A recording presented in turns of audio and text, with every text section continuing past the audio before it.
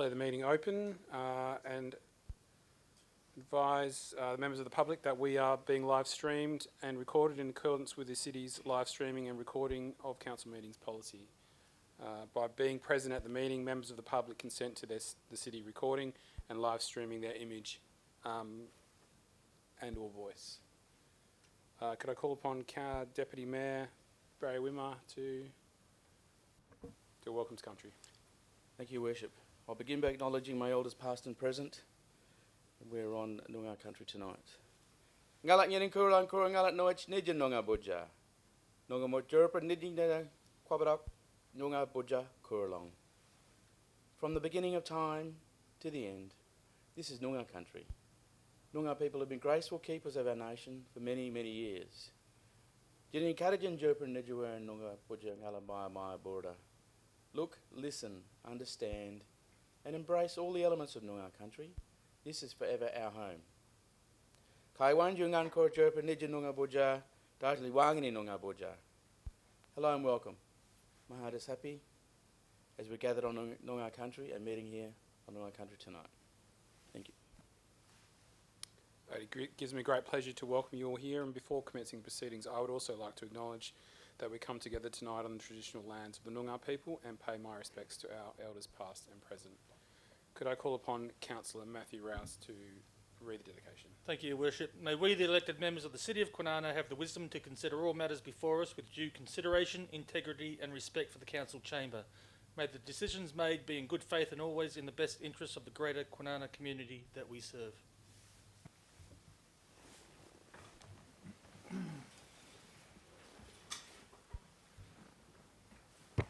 Public question time. I don't believe we have any questions.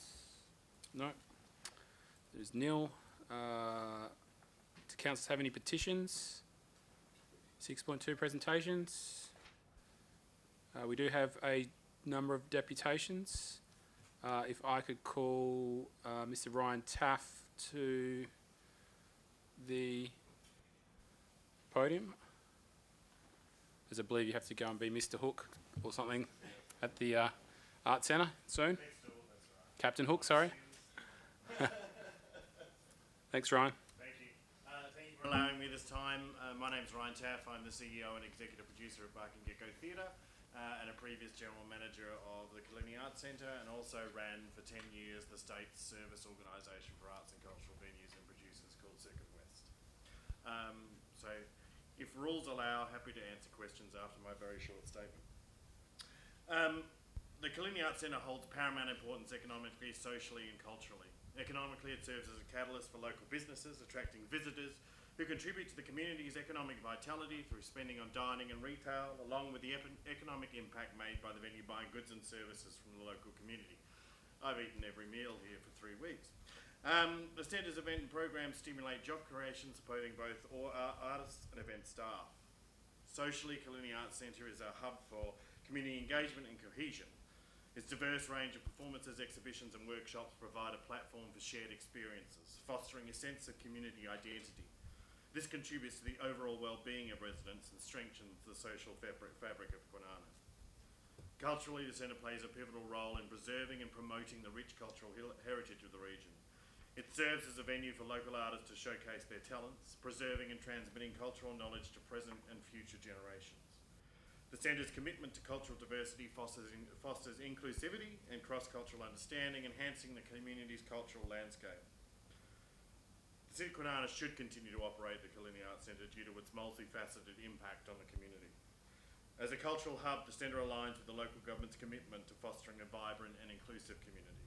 It contributes significantly to the city's cultural identity and reinforces its reputation as a place that values and invests in the arts. From an economic perspective, the Centre generates revenue and supports local businesses, contributing to the overall economic development of the region. The economic benefits extend beyond the arts sector, positively influence hospitality and the retail industries. By operating the Killiney Arts Centre, the local government actively participates in bolstering the economic resilience of the community. Socially, the Centre is a space for communal experiences, bringing people together across demographics. The continued operation of the Centre underscores its commitment to fostering social cohesion and providing residents with opportunities to engage in shared cultural activities. This is especially crucial in building a sense of pride and unity among community members. Culturally, the Killiney Arts Centre under the auspices of the local government becomes a symbol of commitment to preserving and promoting the region's cultural heritage. It reinforces the government's dedication to supporting local artists, cultural diversity and education, thereby contributing to the overall culture and enrichment of the community. Barking Gecko Theatre's use of Killiney Arts Centre is a testament to its significance. The collaboration amplifies the impact of both entities, expanding access to high-quality theatre experiences for the local community.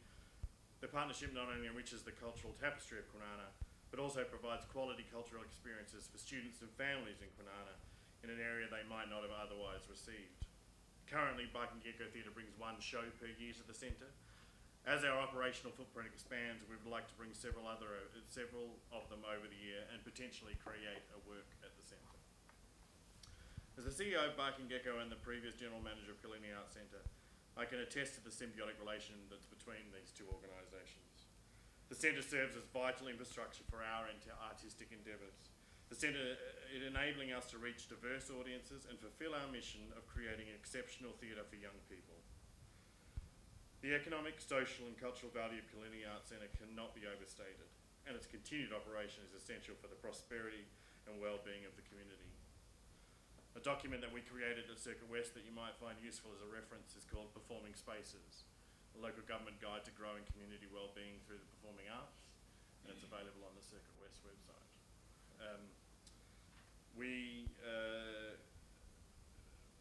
Killiney Arts Centre and now the City of Kwinana is one of our most valued stakeholders and partners at Barking Gecko Theatre for the access that it gives us to fulfil our mission for every child, not just children who live within 10 minutes of the State Theatre Centre. So, thank you for your time. Happy to answer any questions. Thank you.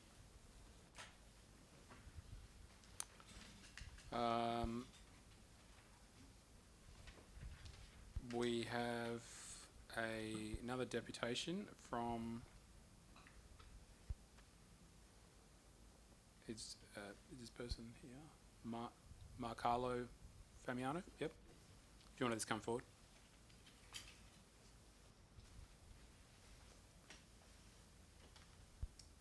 Good evening, councillors and mayor and staff. My name is Carlo Famiano. I'm from CF Town Planning and Development, and I'm speaking on behalf of item 17.2, which is the proposed childcare centre at number 678 Anketel Road in Anketel. Tonight's presentation, I guess, or our position is that we don't support the recommendation for refusal on this site for the childcare centre. We believe that there is merit for a childcare centre to be on this property and within this location, and certainly within the service commercial zone. The area at the moment is a growing suburb. To the south we have a future and currently under development residential area, and we have a employment population which will be within the service commercial zone. So we see that there is merit in the site being used for a childcare centre. There's the key issues raised by the city. There's basically two main issues. There are a few other issues that are have been raised. The two main issues are the use and permissibility on the site and noise and traffic. Just to give you a bit of idea, we have our client did consult with the city prior to lodging this application and prior to doing the design work. So, and at the time of those meetings, it was actually in 3 occasions. The planning officer didn't raise an issue with the use and only required us to design the building to be consistent architecturally with the medical centre that has been approved on the adjoining western property.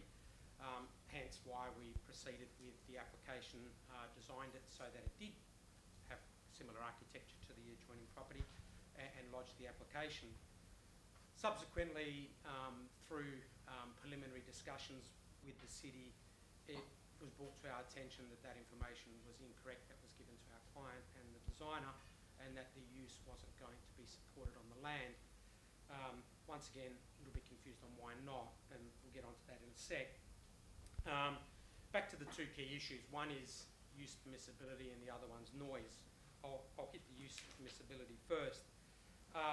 The land land is in a development zone. There is a structure plan over it, which is the Anketel North Local Structure Plan. The structure plan identifies the site as being a service commercial zone, and according to the local planning scheme number 2, a childcare centre is a discretionary use within the zone. So it's a use that can be considered where there is merit. Looking through and at some of the commentary from the city staff, it stated that only non-sensitive land uses can be located on these sites, which is the service commercial strip. The structure plan doesn't say that. It doesn't say you cannot have a alternative use such as a childcare centre in this location. It doesn't say that it's not permitted. When you look at the scheme, as I just mentioned, it is still discretionary and it could be considered. The structure plan also makes mention about showrooms, and the city staff made mention about the commercial strip being there to accommodate showroom type development. So far, looking at the development along that strip, we have a drive-through cafe, a petrol station, a medical centre, a bottle shop, and none of these are showrooms. So obviously there is scope to look at alternative land uses on this site. It just simply isn't just the showrooms.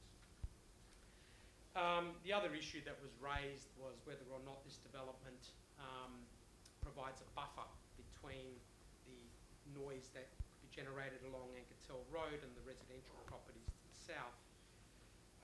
We believe that this development does provide a buffer between those two key nodes. And certainly our client has and always has been willing to redesign and work with the city to look at alternative designs that would address that issue a little bit more. And I'll make it clear, I think there's a comment in the report saying that the client wasn't prepared to spend any further money on this. That's incorrect. We attended a meeting in October with the city staff. We made it very clear that we're prepared to amend the plans and do whatever is necessary to make this work and address the issues. So by all means, we're happy to redesign things. We're happy to get more acoustic reports. We're happy to look at this design to make it work and provide that buffer with the adjoining residential area. The other key issue is the noise. Noise generated from Anketel Road that could affect the running of the childcare centre. We have done an acoustics report. We haven't received a great deal of feedback on whether or not that we've addressed all the issues for noise. Actually, we haven't received any formal assessment back from the city, so we don't quite know what to do to amend things to actually address those issues. In regards to noise, once again, we are prepared to make design changes, and we've done a number of these childcare centres throughout the metropolitan area which are on regional roads. They are on transit corridors, on roads that carry more traffic, and they've been approved by both the JDAP and other local governments. We've been involved in several of those, and we have managed to do designs that have addressed noise issues and noise penetration into the building. We can do that through designing of the building, and we can do it through other alternative design elements that provide noise mitigation. So it can be addressed. We just haven't given that opportunity to do so. Just on that topic of other childcare centres being located in similar sort of roads, I've listed a few, I think, in my deputation. I'm not reading exactly everything in my deputation because I'm not going to go on for that long. In the deputation I sent through the written form, there was a number of childcare centres which have been approved on Charles Street, Wanneroo Road, in industrial areas, and most recently in a service commercial area down in Dunsborough.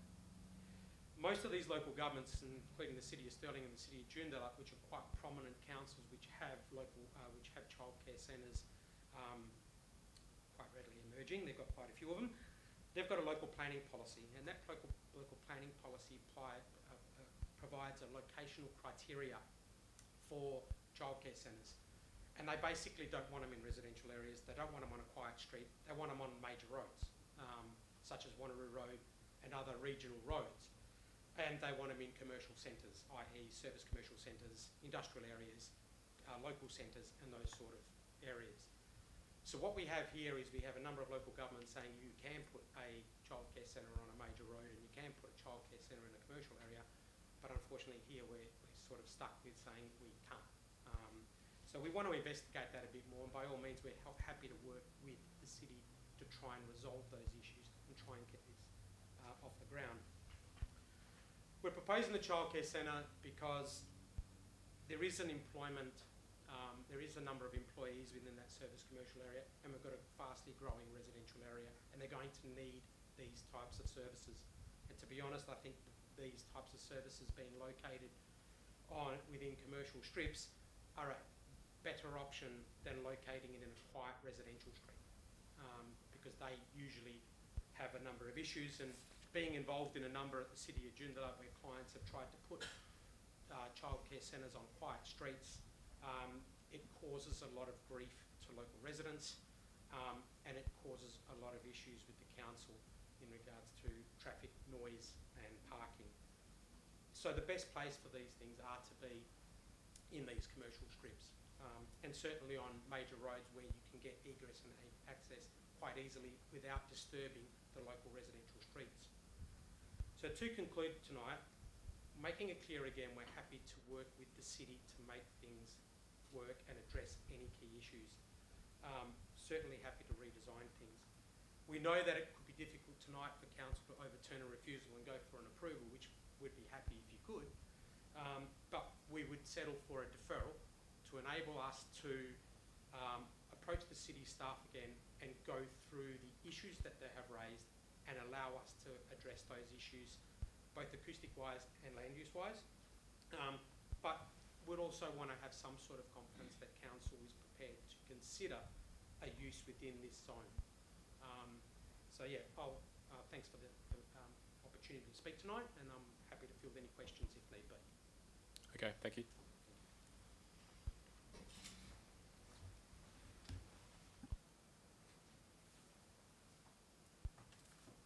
Uh, 7.1, minutes of the ordinary council meeting held on the 8th of November. Does anyone have any questions? Someone like to move that? Move, Deputy Mayor. Seconded, Councillor Wood. Either councillor like to speak on the item? I'll put it to the vote. All in favour? Against? Moved. Declarations of interests by members and city officers? No. Request for leave of absence. I just note that Councillor Kearney is an absence tonight, if we can just record that. No leaves of absence. Nothing on item 10, 11, 12 or 13. Item number 14, 14.1, Quilini Arts Centre Service Review. Is there any additional information, Mr CEO? Nothing further. Do councillors have any questions? Councillor Brown. Thank you, Your Worship. I think it was the 20th of November, councillors were provided with additional financial analysis. Could the city talk to the highlights of that document just for the benefit of those in the chamber and those listening online, unless the chair deems that confidential? That's fine. Mr Fisher? Through you, Mr Mayor. So yes, we did provide some additional information and that was in regards to council requesting additional financial information. So what I provided there was an analysis of the 23-24 financial year and the budget proposed for this financial year. Outlined in that was obviously currently we provide a $407,000 per annum contribution to the centre, and what we're trying to do as a city is reduce the deficit to the city over the long term. And the key things around that were obviously we really want to increase the income. The way we can increase the income is increase shows through the facility, obviously attracting more grants, marketing the centre better so we get more people through the centre, increase box sales and so forth, and also reducing the expenditure as well. So what we're doing currently with one of the key benefits of Quilin being operated by the city is we've been able to find efficiencies in garden maintenance, and obviously cleaning costs and a whole range of stuff. And that's been documented in the information provided to councillors. Yeah, so that's the main highlights, but if you've got any further questions, happy to answer those. Councillor Brown? Perhaps it's a follow-up question. I'm not sure if it's suitable to attach that to the minutes of the meeting, just so everyone understands what we've seen, or is... Yeah, that's fine. Cool. Any other questions? Yeah, thank you, Mayor. I just Councillor Ross? note the email that came out today, and it says, note the officer's recommendation has been amended by council due to the following: ensuring due diligence. Is that the recommendation going to be altered, or is that just to highlight? Sorry. Mr. CEO? Through you, Mr. Chair. No, that's not at the stage. That needs to be moved. So at the moment, you're just asking, the chair has asked for questions on a paper, and then a call will be made for someone to move, and then it's up to you how you do that. So is there any other questions? Deputy Mayor? Yeah, thank you, Worship. Similar question to Councillor Brown, and the operating procedure and with the due diligence now being undertaken by city officers, is there more likely that there's going to be more consistency in the way the figures are represented now to be able to then work on projections on how we can increase income through that facility? Yeah, so just to go back to the council recommendation previously, councillors really directed staff to do a service review of Kalini Arts Centre. So we've done that now. So that's what we're presenting tonight, is a service review. There's been a call for additional information in a business case, and I think from my point of view, we're probably not going to get any accurate information, because that's all built upon assumptions at this point in time. So if we go out and do a business case now, that will be built upon assumptions. My position is that if we operate the centre for the next 12 months, we'll be able to make those recommendations on actual figures rather than assumptions in a business case. Deputy Mayor? Yeah, thank you, Mayor. That's the type of response that I was probably looking forward to people receiving, and everyone else, for the information from my fellow councillors to be aware of, that there's still that time where we can maybe look at some longitudinal planning around and budgeting around what that would look like, without making any assumptions that may not be there. Thank you. Any other questions? Councillor Sargent? Can I just ask, with the city looking to take on operations, are we still the strategy of making sure that it maintains its arts focus? I know we've discussed that there's 8 hireable spaces, and just knowing that we're servicing the city of Kwinana's residents with that arts focus, is that still the plan with the city's interim while we move forward through this? Through you, Mr. Mayor. So the Kalini Arts Centre is unique, and I think I've talked about that previously, where we have 2 performing spaces, plus we have another additional 8 hireable spaces. So it's very much a community hub, and obviously an opportunity for performances as well. So I think the benefit of us hiring the current staff at Kalini is that those operations will continue. And obviously those staff members based at that centre now have extensive knowledge and networks that they'll be able to bring more programming to the centre. So to answer your question, it won't change. Do you have another question? Okay. Any further questions? So we have a officer's recommendation. Would someone like to? I would like to put forward an alternate recommendation. Okay. Sorry, let's turn your microphone. Apologies. I would like these points to be dealt with as individual items. So the first point, as stated in the agenda, note the service review conducted on the operations of Kalini Arts Centre. Point 2 includes an alternate recommendation, endorse the city to continue to undertake operations at Kalini Arts Centre until June 30, 2027.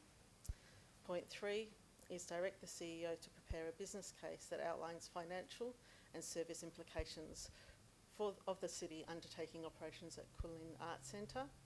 And point 4, direct the CEO to undertake a full service review for consideration by council within 3 years. Okay, so that's the motion. Everyone should have received it probably via email this afternoon. I'll need a seconder. Seconded, Deputy Mayor. So I guess the motion is now live. If anyone now has any questions based on the alternative recommendation, if you'd like to just grab a seat. How does it work? Apologies, through the chair. How does it work when we're dealing with individual points? So we'll get to that once. Okay, thank you very much. And if people don't have any questions, that's fine. Yeah. Does anyone have any questions based on the alternative? Councillor Brown? Thank you, Your Worship. Just in regards to point 2, from the city's point of view, what is the consequence that councillors should consider for the having their date until June 30, 2027, instead of, I guess, the current or the existing recommendation, which doesn't have an end date? Through you, Mr. Mayor. The consequence of that is that we'd not be able to give the staff permanent employment. We'd have to put the staff onto a fixed term contract because there's no guarantee in terms of the service. So this is pretty much saying that operations will conclude at that point, and then some decision has to be made in terms of how that's going to be done. That has a potential of risk in terms of recruiting staff, particularly in the market at the moment. With the way it is when you're only offering staff a contract for a period of time. And then there's obviously implications in terms of how staff who are currently there perceive this, because you're putting them through another period of uncertainty as well. So there is some potential implications on that part. Any other questions based on the alternative recommendation? Councillor Brown? Sorry, just a follow-up question. And I'm not from the arts domain, so I'm not too sure, so that's why I'm asking. When it comes to contracts for I guess, an art centre of this nature, are these kind of long-term permanent contracts typical, or is this, I guess, domain, does that more frequently have shorter-term contracts? Just as a seeking to understand what's the norm. Through you, Mr. Chair, well, you've actually got a CEO of a performing centre. If it's okay, we could get him to answer. Yeah, Mr. Taff, could you maybe just come forward and some of this? Yeah, thanks, Councillor. To answer your point about particular performing arts centre venues, is that it's generally seen, particularly with the local government operations, as a permanent contract, because as you would imagine, over a fixed term contract, it's taken a year to settle the ship. It'll take a year to make the plans, and then by the time that contract rolls around, you're nowhere. Also, yes, there is a high influx of staff around this fixed term. There's no permanency, but I also think, and I'm not sure how it applies to local government, it certainly applies in the arts sector, there's no such thing as a fixed term contract as of the 6th of December 2023, I believe, under the workplace changes federally. I'm not sure how that applies to local government. It applies to the rest of us. So, but within performing arts centre operations that is generally undertaken by local government, it is a permanent contract for the reasons that you've listed around staff retention, attraction. So yes. Okay, thank you. Does anyone else have any questions?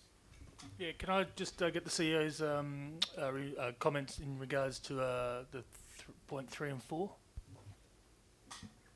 Through you, Mr. Mayor. So point 4, absolutely no issue with undertaking a service review. I think, as was pointed out by the CEO of Barking Gecko, you want to give a period of time for operations to be able to stabilise. There's been quite a period of uncertainty within Kulin Arts Centre. So you need that time for it to settle. What I would suggest is, rather than a business case, because business cases are very much focused on a specific action, and in this case, the specific activity, I would suggest council consider a strategic plan which looks at arts and culture as as a whole, which specifically then encompasses the Arts Centre. Because by doing that, you're providing a bit more direction to arts and culture within the city holistically, and then how you can then drive those programs through the centre. So that's my comment probably around point 3. A business case at this point in time I think is too early, because you're not going to have the stabilisation of the services. And business cases can be driven in terms of what the outcome that you're trying to receive. So I think absolutely point 4 is a good one to undertake. Obviously the longer the better before you undertake that though, so that you can get that period of stabilisation, get programs in place. You know, we are, for instance, as you know, in a period of high inflation, cost of living, which then makes it difficult for people to be able to afford to go to shows and performances. And so we want, you know, things to stabilise. We want to see what the true impact of people coming to performances at the centre. So I think the longer the better for that, maybe 4 years, but that's up for council to consider. My point around 3 though, I think a business case is effectively a service review, which you do at a later stage, but I think consideration potentially to a strategic planning process which looks at arts and culture, I think would be a better one, but that's up to you to consider. Any other questions? In terms of the employment of staff under the service agreement with Culin Arts Centre Incorporated, if I've got that correct, can you confirm how long that service contract was in place for, and was it up for renewal? Sorry, are you referring to the outgoing association that managed? Yeah, the outgoing association, what was the term of their service review? Sorry, what was the term of their service agreement? I believe it was looked at in 2019. Was it 5 years, 10 years? You know, in terms of the tender that they had, though, in terms of the agreement that they had, that was for 5 years plus 5 years. Yeah. Can you just turn the arts? Yeah. Through you, Mr. Chair. So the association, when it was operating, so they had an agreement with the city, which their service was for 5 years, plus an extension of another 5 years. Any other questions? Councillor Sargent? Thank you, Mayor Feasy. I just wanted to ask for clarification, as the city taking over the Arts Centre with the staff, because my point was around the strategic plan as well, thinking of that going forwards, how are you, I assume now that the staff are coming under the city employ, do we have, because we look at when you do a strategic plan, the pillars it stands on, there'd be KPIs to measure against, because I guess like you were saying, with needing to do a service review to see the outcomes and what we're hitting, we can't really do that unless we have a strategic plan. So the direction that you're going to take, I know you were saying you've got the staff continuing on. I think from my point, I just want to also ensure that we are maintaining the Arts Centre for the ratepayers of Kwinana, and have we looked at that, or what's that step going to look like? Yes, through you, Mr. Mayor. Yeah, I think you make some good points there. So this is a case of taking on the Arts Centre and ensuring that we continue to deliver arts and culture programs to the community. But it's also about growing that service that we provide and looking for new opportunities. So part of that was we will be putting in KPIs with the centre, which is also important internally, and then that will get reported through to council. So we'll put some reporting into our quarterly report. You've got one on the agenda tonight. And then it's about the relationships that we then have with Barking Gecko, with other groups and agencies within WA, but I would also like to challenge the staff, and that was my challenge to Gary and to the team, is to look broadly within Australia as well as to what programs and activities we can leverage and bring in here. So KPIs are going to be extremely important, but I think it's also about not just the services that we're currently providing, but how can we enhance this not only to our community, because as has been pointed out, this centre is unique. It's not like other metro arts and culture centres, so how can we make this really stand out? And so we need to do things slightly different. But the challenge to council is also to be open to new programs, new way of providing services as well. Does that answer your question? Yes, thank you. Any other questions? If not, if the mover would like to talk to their recommendation. So, sorry, so do you have any questions? So if Just wondering if we're going to be moving these individually or all four items.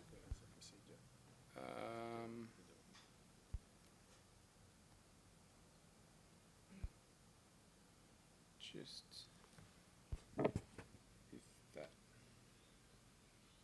because if that doesn't get up, then item 2 doesn't get up, then there needs to be an alternative to item 2.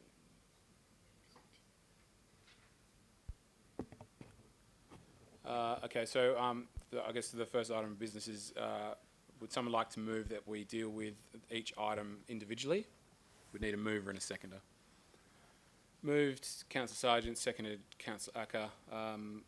Either councillors like to speak on that procedural motion? No, Mr. Mayor. I just think it will give us an opportunity that if one point doesn't get up, that another one could. Thank you, Mr. Mayor. Anyone would like to speak against? I'll put it to the vote. All in favour? Carried. Councillor Penny, as the mover of the alternative recommendation, would you like to speak on the item? My motivation for putting forward, are we dealing with 1 point at a time or? If you just talk to the whole thing, and when it comes to voting, Okay, great. That's a separate issue. Thank you. My motivation for putting forward this alternate recommendation is to ensure that due diligence is conducted regarding the financial and cultural impact of the city undertaking the operations at Colin Arts Centre, to provide immediate continuation of service while this due diligence is taking place, and to provide stability while this due diligence is being undertaken, and also to develop a business case that can inform the function of Colin Arts Centre within the city's arts and cultural strategic framework. It's acknowledged how important and how pivotal Colin Arts Centre is to our community. It's a huge undertaking for the city to take on board the management of this organisation, and as identified in the report to council and the service review, one of the risks is, do we have the expertise in-house to effectively adapt, to be nimble enough and to respond to the challenges of a moving arts industry, and so to ensure that we have enough input from the broader arts industry in terms of strategy, adapting city systems so that the creative and entrepreneurial impact of the Arts Centre is not hampered by city administrative systems that were not set up to accommodate the arts and to be responsive to challenges. So there's going to be a learning on both sides. My intention around setting an end date or a line in the sand in terms of the city undertaking operations at Colin, as I felt it provided a really good goal and a good KPI in terms of really having a robust look at how well the city can adapt to running a centre like this. And I guess, I'm very passionate about this, not just business as usual, but to be gold standard, to be above and beyond what any other organisation, local government, private provider can provide. So in that, setting a very high goal here, there needs to be robust processes around it. Hence my recommendation to put an end date there so that we are really clear around and transparent with the community, with staff, and with hirers about what the city's intention is around that to be really robust in that model. My third point around directing the CEO to prepare a business case.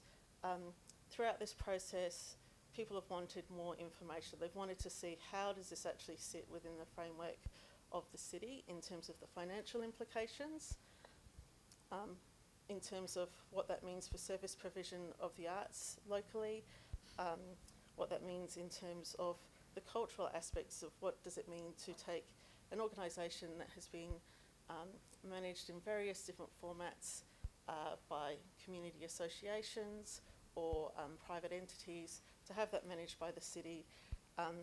It's a really big transition, and I think that a business case or business plan, a business case as written in the recommendation, will really set us up to unpack the terrain, to create baseline data initially, to look at management plans, operational procedures, and also to explore aspirations. There's been many things talked about in this process, including updating the amphitheatre and a lot of aspirational goals. It would be really great to map that out, and to map it out in a way that could be reviewed by council.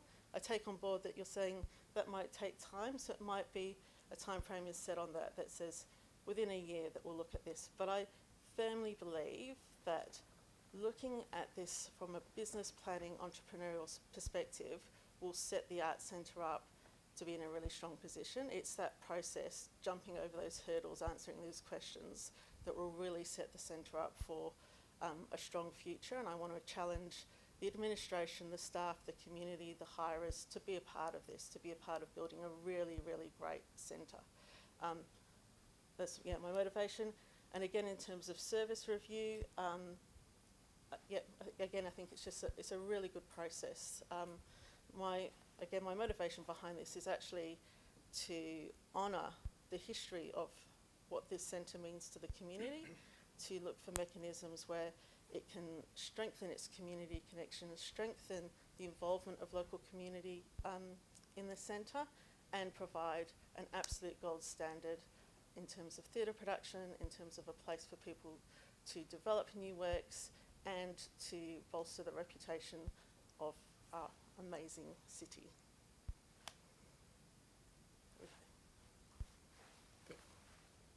Thank you. Thank you. Yep. Deputy Mayor, did you wish to speak for the motion? Yeah, thank you, Worship. Agree with my fellow councillors' points in relation to the vision for the arts and what it wants to look like and what the potential can be. We just need to be wary that the economic times that we're in relation to reviews and anything around prospective new acts and performances and that to come through. I'll just may caution my fellow colleague on the time frame around that, and needs to be guided by the parameters within the business case and some reasonable and responsible timelines around that, so that we don't create an unreasonable expectation with the community. The rest of the points I agree, and the residents of Kwinana do actually deserve and should have access to quality performance and arts within the city, and also agree with the officer's recommendations that it should be part of a holistic strategic plan for performing arts and culture for the city of Kwinana more broadly. So I'd like to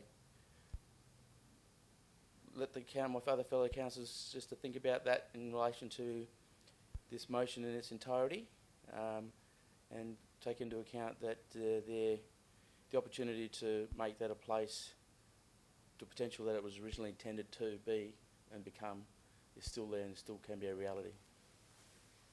Thank you, Deputy Mayor. Would anyone like to speak against the item? Councillor Rouse. Thank you, Your Worship. While I agree with a lot of what Councillor Penny said in her passionate debate there, and of course Deputy Mayor A lot of really good points raised. I think we all want the same outcomes for Quilly Arts Centre. It's an integral part of our community, and so where I agree with I'm sort of against parts of the alternative motion as the addition of an end date in June 2027 could have a negative impact on the retention of staff. By adding an end date, I would foresee the current staff at Crillon would have a feeling of uncertainty for the long-term futures beyond that date and would begin to seek employment elsewhere. This would have a detrimental effect on the operations of the centre and would make recruitment of staff in the future very difficult, given they would only be on short-term contracts. Mr Taft's deputation in support of the officer's recommendation should be held in high regard, and I understand the concerns that Councillor Penny may have, but I put the faith in the current staff of Crillon and city officers to be able to appropriately run the centre to the satisfaction of this council for the foreseeable future. So, if possible, I'd like to foreshadow an alternative motion on these, should any of these be lost. Is that the procedure? Sure. We'll have to Okay. get the rule book out. Item 1 as is. Item 2 would be the original officer's recommendation of endorse the city continue to undertake operations of the Quilly Arts Centre. Item 3 would be direct the CEO to prepare a strategic plan in regards to the arts and culture in Kwinana, if that is the correct wording. And item 4 would be as is. Thank you, Your Worship. Is there another speaker for the motion? You can ask a question. You can ask as many questions as you like. Can I just ask, what is the cost of a service review? Is this a costly thing to a ratepayer? Sorry, bad question. So, yeah, I think a business case would be much more expensive than a service. I think there's a level between a business case and a service review. A service review is still detailed, but would include a kind of financial modelling and operational modelling. But a business case is very much an extremely deep dive. So I would imagine if we went out for a service review in the range of 20,000, I think if we did a business case, we're looking 50 or 60K, I would say, around that sort of mark. Thank you. I have a couple of points. I'm not quite sure if they're pro or for. Is that okay, Mayor Fizzy? Or So what I might do is this might suspend Standing Order 9.6 to allow councillors to neither speak for or against. So if I have someone move that, move Deputy Mayor, seconded Councillor Rouse, all in favour? Against? Sorry, Councillor Penny, did you vote? So for? Yep. Motion carried. Councillor Sargent, go with your... okay. Thank you, Mayor Fizzy. Sorry, I'm learning my protocols here. The couple of points that I've got is from the briefing that we had, the risk of the city not operating this, considering this is a considerable, in my mind, amount of ratepayers' funds going forwards. I have a concern about what it looks like if the city does not undertake this, to make sure that we do have arts in our community. When I did my induction process, Denver was with me. I have forgotten the name, but the manager of the Kulin Arts Centre, Justin, he was an extremely dedicated and passionate person. When my experience, when I believe Councillor Acker was with me when we had that tour, and just seeing someone that was very vibrant in that space. So the staff that was there, I think they've got the best intentions.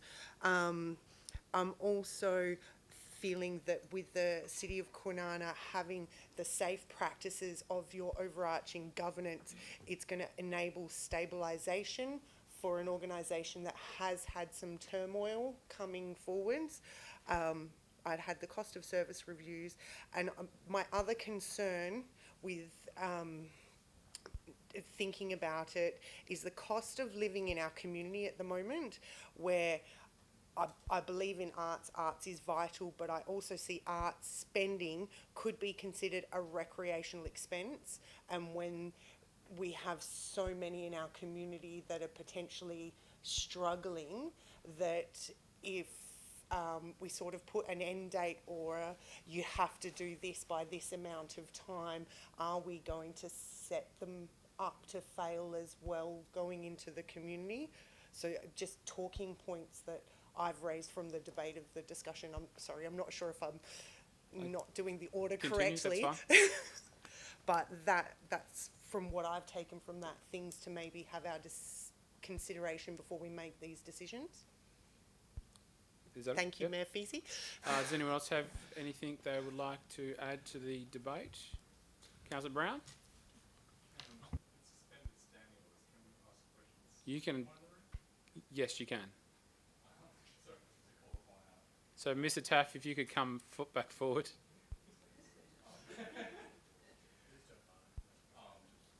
I think you made a very good case, and I think there is general consensus in the room around kind of doing what's best for the centre, and of course for our community when it comes to arts and whatnot. I just want to pose an alternative question to you. We've talked about all the benefits of local government taking over Sorry, the centre. Councillor Brown, could you just turn your microphone on because the people at home won't be Oh, here. do I have to restart all that? I don't No, know if I can. that's fine. Yeah, just to probably to play devil's advocate, so to speak.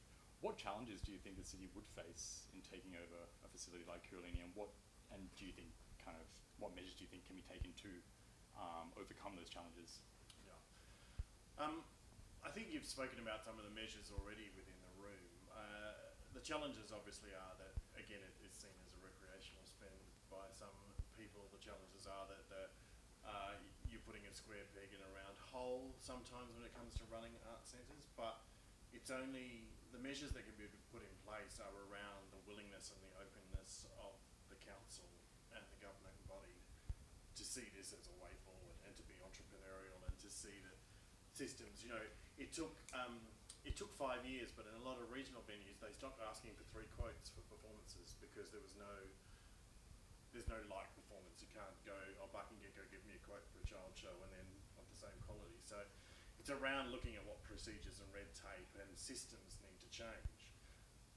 I think you can do that without necessarily having to put it in a business case, because it's about the willingness of you and the drive and the dream and the passion of the council that exists and the staff that exist at the time. Because unless you, regardless of what's written on paper, the people and the passion and the willingness has to be there as well. So a lot of those measures are around, we run this business now, what do we have to do to make this business the best it can be? And that can be done within a strategic plan. We do every year. You know, we've gone from, Bucking Gecko's gone from being tied into the State Theatre Centre or His Majesty's Theatre Centre to looking about how we get out into outer metro and more regional and metro areas. So it's about the dream and the drive and the reason and the vision and the values of that plan. Awesome. Thank you. And I also take this opportunity to say how valuable it is to have your insights in the room with us as we make this decision. And it's not easy to get up here in this chamber and not understand that, I get from being familiar with the protocols and whatnot. But It was easier than sitting on my hands back there. I guess the alternative of not running it is that it'll become a Y elephant. And so you'll have a building, a significant piece of infrastructure. If you give out the keys and let it be a venue for hire, you're not going to keep up with best practice or best technology or best place, and it will become something that gets taken out for a wedding or an engagement or another space. And I've seen it happen before. It's happened to Meriden where they're not running the venue anymore, and it's basically being forgotten by the community, and someone does a tour every day because it's an old building, and that's happening. And yes, the point around, sorry, just stop me because I've probably broken the rules now. The point around cost of living is essential, and that's why it's been great to have this ability here, because it enabled us to find funding from somewhere else to come here and make sure that what we put here was free for everybody in Kwinana, including the buses that bring the kids to the shows. So it's about that ability to work within the sector and cross-sector as well. So. Thank you. Yeah. Could I ask you? Oh, no. I was gonna ask So, first. sorry, we only suspended standing order 9.6, so you still need to stand and turn your microphone on, please. Oh. And can you turn yours off, Councillor Brown? Sorry. Just a question. When we discuss the, because I feel I may have Councillor Penny's intentions slightly wrong, but regarding that square into a circle hole peg situation, what kind of morning compliant, but not, like you said, crushing, is there some sort of checks and balances you have seen work in this industry, or something that could potentially advise the city staff going forwards to overcome these concerns? Yeah, definitely within the Performing Spaces Guide and a few of the other strategic plans you'll see around particularly places like Home of the Arts in Gold Coast and Bunjil Place in Victoria.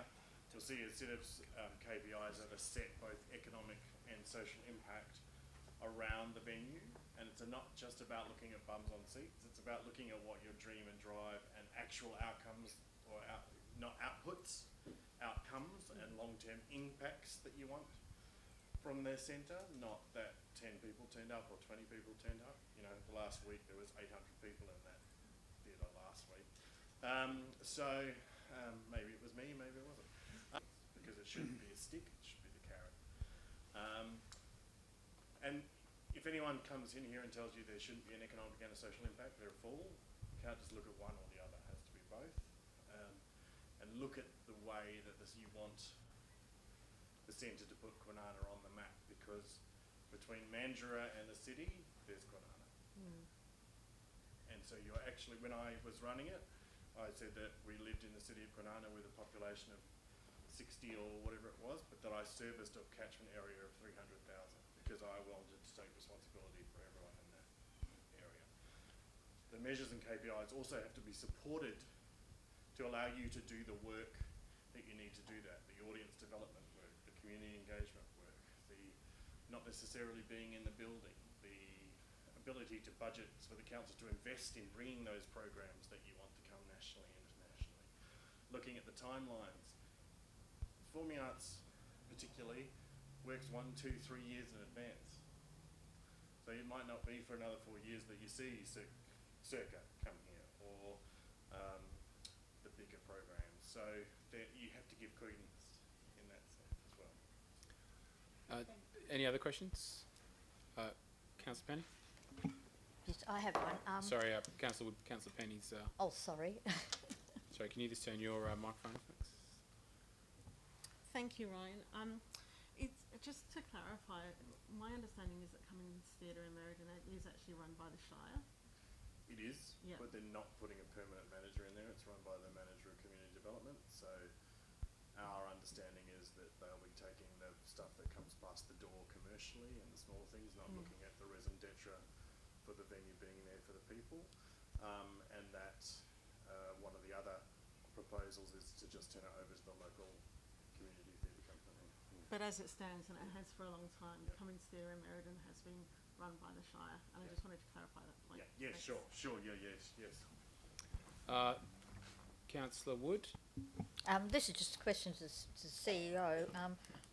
Did I understand from comments from you that you thought a 4-year service Thank you, Mr. Taff. review is better than a 3-year? And if so, could you reiterate the reasons for that? Yeah, turn your microphone. Yep. Through you, Mr. Mayor. Yeah, so the reason for that is a number of factors.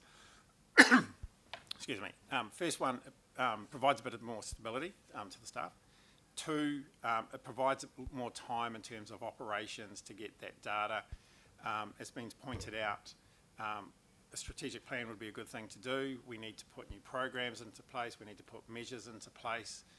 So it gives a period of time for, you've got to understand how the centre's operating. You've got to look at what the opportunities are to put those into place, to see how they're then functioning. So that's a 3-year period. And then when you step back, you're going to start that at around about 3.3, 3.5 years to then provide a report through to council. If you do it at 3 years, if you step back, you're actually starting that just after 2 years, so about 2.25 years to get a report to council. You haven't got a period of sufficient operation to be able to say the centre is actually stabilised, we've looked at opportunities, we've looked at grants, we've looked at programs, and that. So that's the reason for it. So Councillor Wood? could I foreshadow another amendment that the service agreement is, service review is 4 years rather than 3? Just because we've got a number of things happening, could I suggest that you've got a person who has Yeah, foreshadowed an amendment? If you can get them to take it on, then I've included into that. So if you just remember that for when we resume standing orders. I think Councillor Acker had a question before, had something to say? No, Mr. Mayor. Oh, I thought you had your hand up. Any other questions, or sorry, any more statements, or anything else anyone wants to contribute? Sorry, just to clarify the process, as the mover of the motion, will I have a right of reply? Yes. Yep, great, thank you. So from the chair, I'll also make a comment in relation to the item 2 and the expiry date, I guess. I guess what my concern is that I'm supportive of items 3 and 4 in that we conduct a review, but the end date in item 2 doesn't actually allow us to look at what the review says. So it says, here's the end, it's the end. Rather than us undertake the review, the officers provide a recommendation to the city, and we can then see whether the centre is operating well or not operating so well, and ultimately a recommendation would be made. So I think, obviously as it's been alluded to by a number of the comments from councillors, that I guess the removal of the date in item 2, most people are supportive. And I think this moving forward, it would be prudent to allow the review to be conducted and determined and a recommendation made, and the council of the day move a resolution to move whatever recommendation is presented based on the review, rather than there be quite a clear shut off. So that's my view. Good luck, Mr. Taff. Thank you. So I'd just like to resume standing order 9.6. Could I have a mover? Moved Deputy Mayor, second, and Councillor Rouse. All in favour? Against? Carried. So back to standing orders. I believe we were at Speaker 4. Was there one against? Another one against? Speaker 4? You want to speak for the motion? Yes, Mr. Mayor. I wanted to speak in support of Councillor Rouse's recommendation. So technically you're speaking against by speaking in favour. Yes, Mr. Mayor. I'll allow it. Yeah, I just agree with Councillor Rouse's recommendations on points 2 and 3 for the foreshadowed alternative. Okay. This could be complicated. Can we just get the foreshadowed with... did you want to make an amendment to your foreshadowed motion, Councillor Rouse? Yes, I'd amend item 4 to 4 years. Okay. And the rest, yeah, so item 3 would be direct the CEO to prepare a strategic plan in regards to arts and culture in Kwinana. Would that be the appropriate wording, Mr. CEO?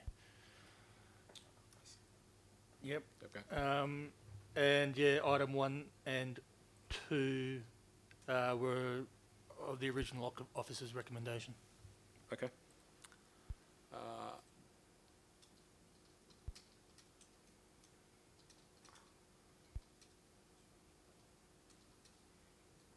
So we'll just get this and we'll go back to your alternative.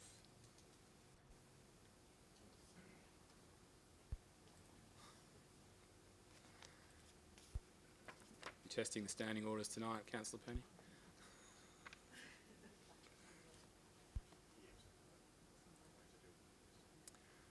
Okay. Throw another curveball in. Sorry, just hold on a sec. So we had a speaker against, technically. Do we have another speaker for? No? Then I will give you the opportunity to close, Councillor Penny. I'd like to thank everybody for their comments. Yeah, in regards to point 2, it was something that I felt needed to be discussed and debated in chambers. I had a particular point of view around this, but I felt that it needed to be discussed openly rather than editing my recommendation behind closed doors. So I really thank the Chamber for the opportunity to have that debate. I'd like to respond to the comments on point 2 around a strategic plan as opposed to a business plan. Originally I wrote in the business plan, but I changed it to business case, and I want to again articulate my thinking around that. An arts and cultural strategic plan puts Kulin Arts Centre underneath the umbrella of a broader arts strategy, which is fantastic. But this is such a unique venue, and it's at such a pivotal time. I just think it needs the time, the energy, and some resourcing to do this planning appropriately. I hear your concerns around being locked into hypothetical projections, but I also feel that this is the way that robust businesses behave. They don't just have an aspiration, they build a path on how to get there. And that's what I really want to encourage the city to put the time into appropriate planning. It doesn't mean that the Kulin Arts Centre will not form part of a strong, broader arts and cultural strategy, but just take the time to do some robust financial modelling about what this means for the city, looking at the opportunities, looking at areas of growth, bringing in industry experts and committing to a body of work that could potentially set the Arts Centre up to be in a really strong place. I can't see that body of work being in any detriment to the centre. It can only bring benefit from my perspective. On the point of the service review, we can set that at 4 years, and if at a time that people feel is appropriate, and at any time an earlier service review can be provided. One of the points, moved, and I'm getting off track a little bit there. On the point of service review, I feel that the information provided, and I really acknowledge that there was a short period of time to do this service review. It was such a huge change to take the centre sort of into the wing of the city, and so we've had a very limited time to review the impact of that. And what I'm trying to do with these recommendations is to hold the city up to the same sort of rigour or standard we would an independent organisation. So if we were to put this out to tender to a private company or to a not-for-profit, we'd ask them for not only their visions and dreams, but how they plan to articulate that over the coming years. And so that's my heartfelt intention with this, is to put ourselves through that same rigour, to make sure that we are best placed to manage the centre, to conduct operations there, and that we are able to articulate that. It's such an important, beautiful, precious thing. I just want to see us really set it up in a strong way. So that's the motivation behind those recommendations. At this point, I mentioned a curveball. I did read that there is provision to amend an amendment, an alternate recommendation. So I might do that now. Okay. Sorry, it's moved and seconded, so oh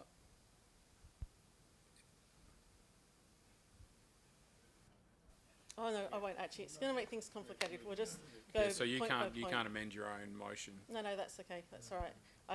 I'm very new to the standing orders, and yeah. So we're kind of new to getting this deep into the standing orders as Okay. well. Start as you plan to continue. Can you maybe suggest what you were thinking, so if someone else chose to? Look, I'll just Yeah, speak. no, you can't. Do you know what? You I'll can't just do that. speak freely. I really understand the concerns around the chamber about the time limit. Just to reiterate, I wanted to have that conversation openly. I still stand by that it's worth investing in some business planning around this, and it can only serve to benefit the centre and benefit the city in the long run. I think it would be a really exciting, interesting process. It will galvanise the local community, the hirers, and hopefully the statewide, national, international community as we look at planning what Kulin Arts Centre can look like over the next, 5 years, 10 years, whatever the provisions of that plan is. And again, with service review, I'm happy to have those conversations. My initial thought around the 3 years was that, it provided sort of some checkpoints sooner rather than later, so that if there are issues, we can review and look at adapting how we adapt our systems and processes to make sure that we're bringing out the best in the local arts community and, being robust in our approach. Thank you very much. Thanks, Councillor Penny. If I can just get you to turn your microphone off. I think we now need to put item 1 to the vote then, I guess, based on that. So, all those in favour of item 1, note the service review conducted on the operation of the Kulin Arts Centre. All in favour? Against? Carried. Item 2, endorse the city to continue to undertake operations of the Kulin Arts Centre until June 30, 2027. All in favour? Against? Motion lost. This is where it gets complicated. So, because it's now, through you, Mr. Mayor, because the way this is being put, effectively what this does is that you don't have a motion now because You've lost part of the motion. You've lost part of the motion. And so for be able to undertake 3 and 4, you need 2 to have an operation of the centre. I can see what you're thinking, Councillor Penny. The problem is we have a foreshadowed motion, and a foreshadowed motion will actually come before you can foreshadow another foreshadowed motion.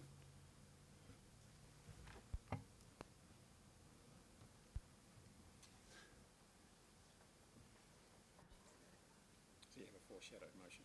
So in essence, we should have voted for it all at once. It would have, because of the way this is structured, it probably would have been better to vote for it all at once. So the original mover can't make, what I've said is pretty much what the standing orders say.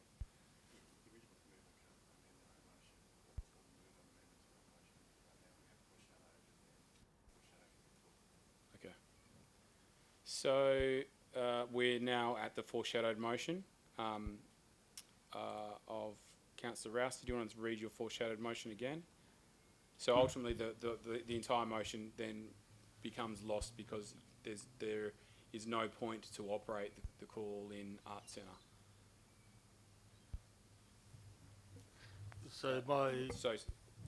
I think if you want to ask something, Councillor Penny, you want to stand up and say point of order, Your Worship. Point of order, Your Worship. Councillor Penny. Apologies, I'm very new to the procedures. It was my understanding heading into this that by dealing with the points separately that we would avoid this situation and that each point could be dealt with on its own merits, and that was the conversation that was had with both yourself and the CEO prior to the meeting. I'm disappointed the way that this has unfolded because I would have liked to have discussed each of those points on their merits. Thank you. Councillor Rouse, your foreshadowed motion. That Council 1, note the service review conducted on the operations of the Kulin Arts Centre. 2, endorse the city to undertake operations of the Kulin Arts Centre. 3, direct the CEO to prepare a strategic plan in regards to arts and culture in Kwinana. And 4, direct the CEO to undertake a full service review for consideration by Council within 4 years.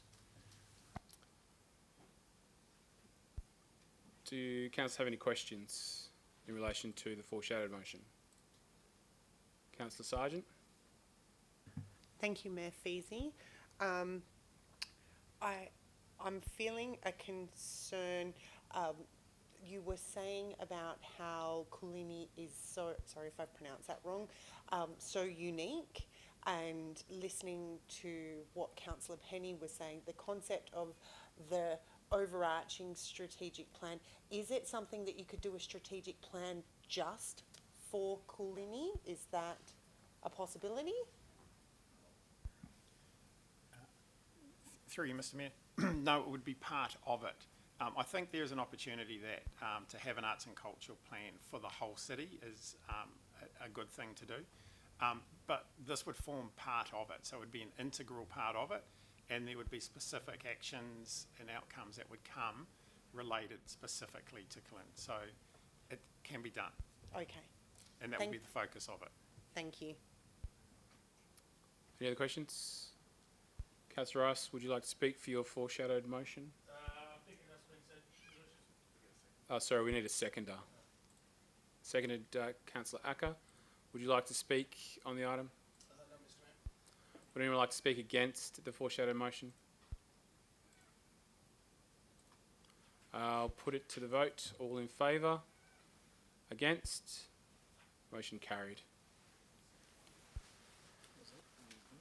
Sorry? One against.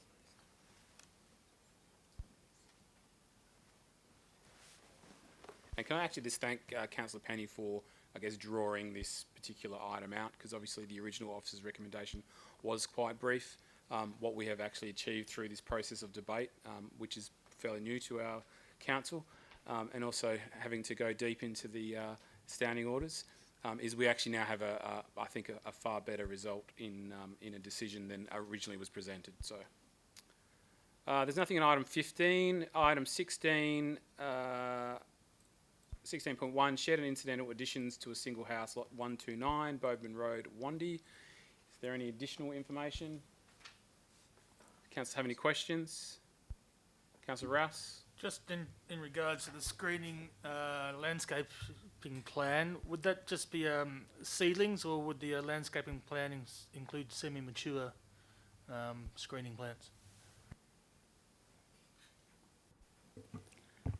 Through you, Mr. Mayor, we need to determine that further. I would think that we would want some semi-matures as part of the initial landscaping, so there's some immediate impact and a capacity to have some screening earlier rather than later. Any other questions? Someone like to move that way? Move, Deputy Mayor. Seconded, Councillor Wood. Either councillors like to speak on the item? Anyone like to speak against? I'll put it to the vote. All in favour? Against? Carried. 17.1, proposed amendment to City of Kwinana Local Planning Scheme number 2, lot 132, Wirra Court, part of lot 9002 and lot 9035 Lion Road, Wandie. Do councillors have any questions? No, I have a question of Mr. Nielsen.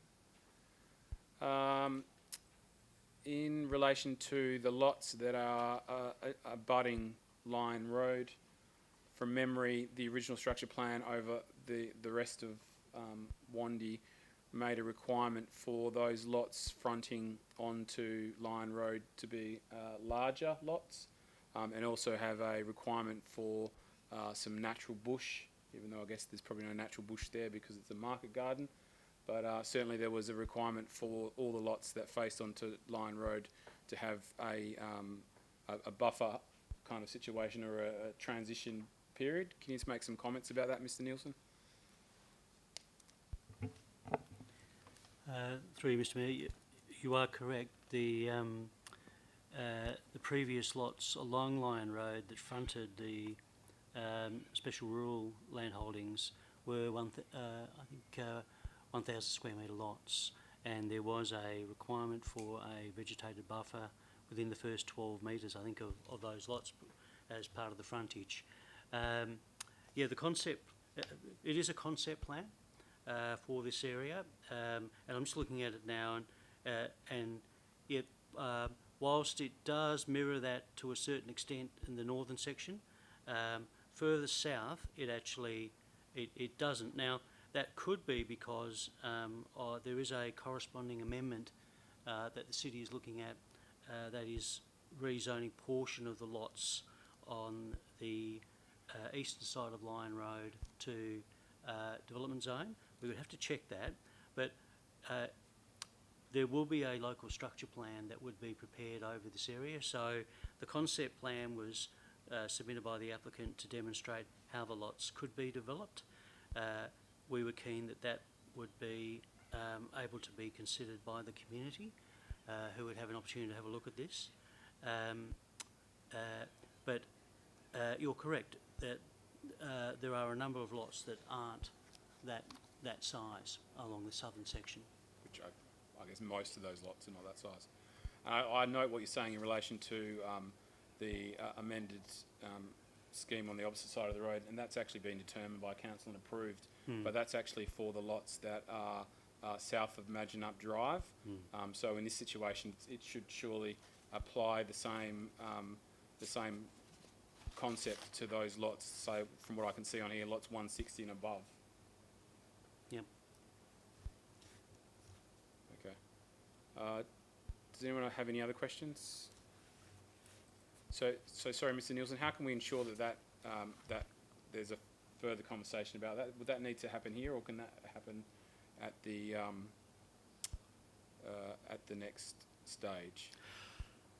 Given Your Worship, that we are looking to advertise this this concept plan in conjunction with the scheme amendment, I think it would be prudent to deal with the matter now, and it may be appropriate. City officers could raise the matter with the applicants. The other option would be that there might be an additional point, the council resolution, that does raise a requirement for the concept plan to reflect the structure planning further to the north within the Wandie area. But city officers could certainly have a discussion with the applicant on that matter and see if the concept plan could be prepared. But an additional point may give the officers some capacity to ensure that that occurs. Okay. So from the chair, I'll move the officer's recommendation with a suggested 0.5 from you, Mr. Nielsen. Yes, and that 0.5 could be that that the concept plan, an indicative concept plan attached to the scheme amendment documents be amended to reflect to show 1,000 square metre lots along Lion Road for the extent to Windgenna Rise.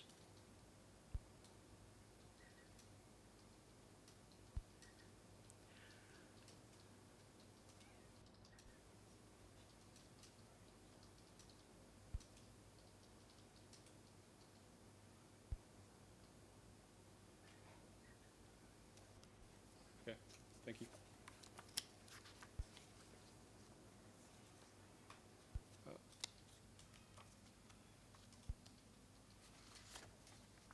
Just while we're getting the words right, could I have someone second my motion with the addition?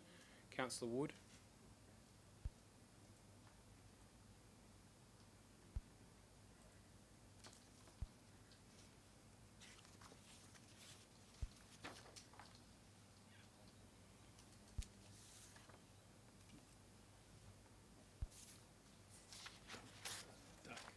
Just change extend to extinct.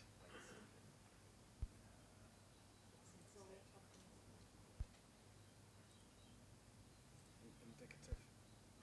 Yeah, indicative. Okay. From the chair, I just think it's important that we continue what was created within the development as far as those larger lots and that interface between what is, I guess, new Wandie as opposed to old Wandie. A similar sort of thing was done in Wellard Village. where there's 1,000 square metres or larger lots between Homestead Ridge and the rest of the development, just so that there is somewhat of an interface or buffer between. So yeah, I think that will be a good result if we can ensure that continuation occurs. Councillor Wood, did you have anything to add? Would anyone like to speak against? No, I put it to the vote. All in favour? Against? Motion carried.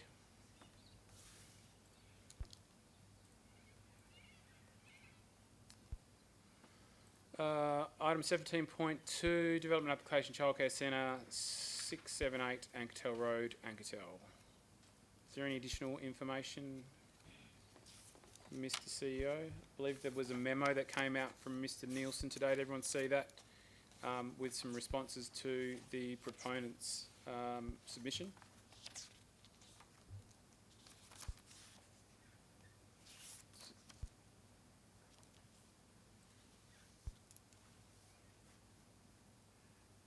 Nothing further to Paul can go through that.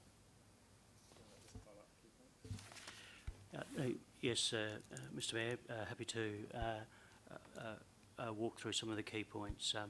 In respect to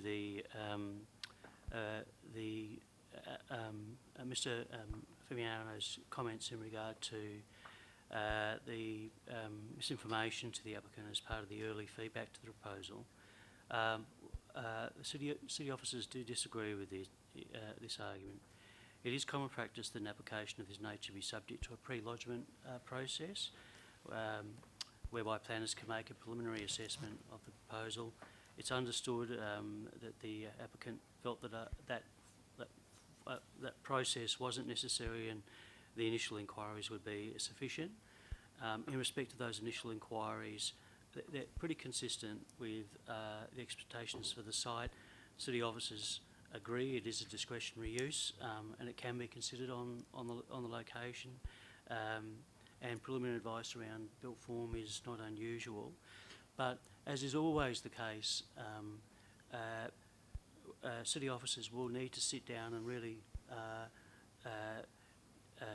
have a good look at an application as part of, look at the site context, the zoning, the structure planning, have a look at the whole gamut of issues that relate to a structure plan, development application.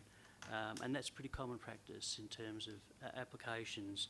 So ultimately, when city officers considered all these factors, they determined that on planning grounds, the application couldn't be supported. And irrespective of conversations and communication with applicants, planning applications should always be judged on planning grounds. So irrespective of early conversations in that respect. In respect to the land use,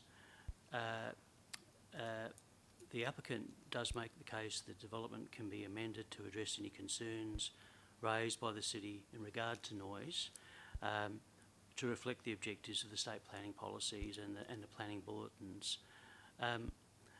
In this respect, city officers make the point that the planning framework for the site was established to prevent sensitive land use such as childcare centres from locating too close to key strategic freight route for the new port.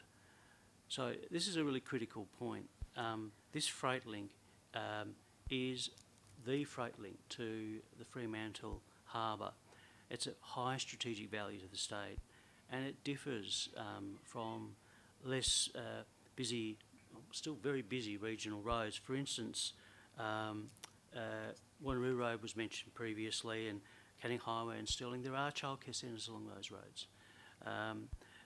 But this is a different type of road. This is a major freight route that is going to be a 6-lane freight link into the new port. So it's a different category to that. And the underlying principles of the state planning policy in the bulletin are to avoid conflicts between sensitive land uses, which this is, and major roadways, just like this situation. So it's to protect the community find reasonable levels of transport noise, but also to protect the significant freight corridors themselves from sensitive land uses. So ensuring that these freight corridors can do their job for the next 50 to 100 years and not be encroached on by sensitive land uses.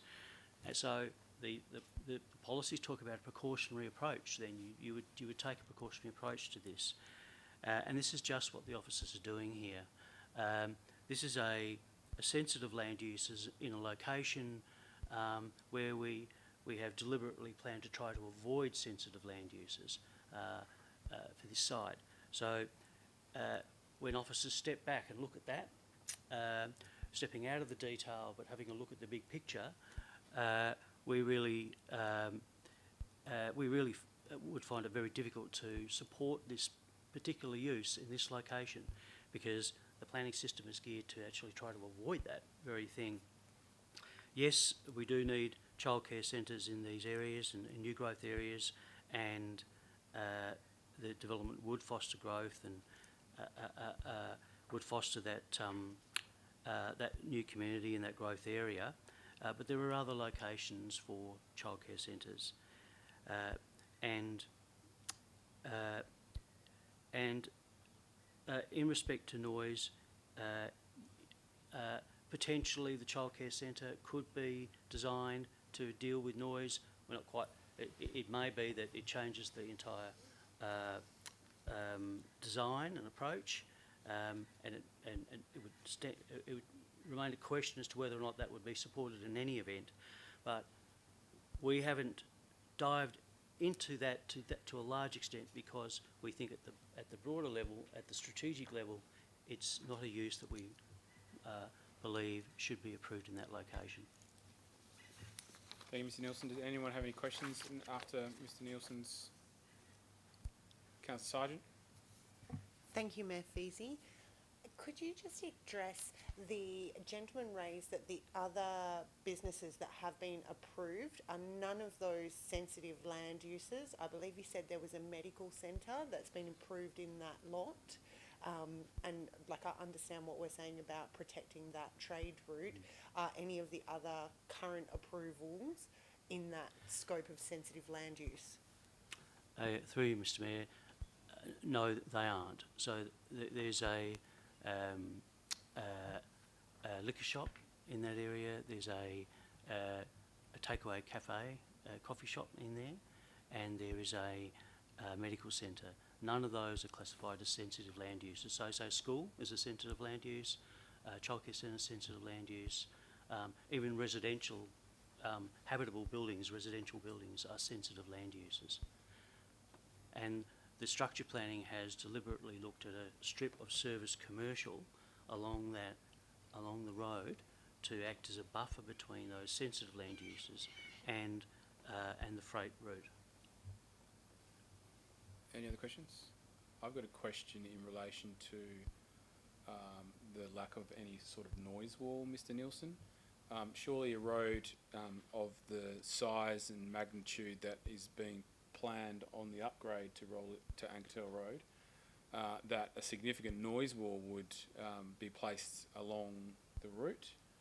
So surely in that situation, the noise wall would negate the noise issue that's currently being assessed.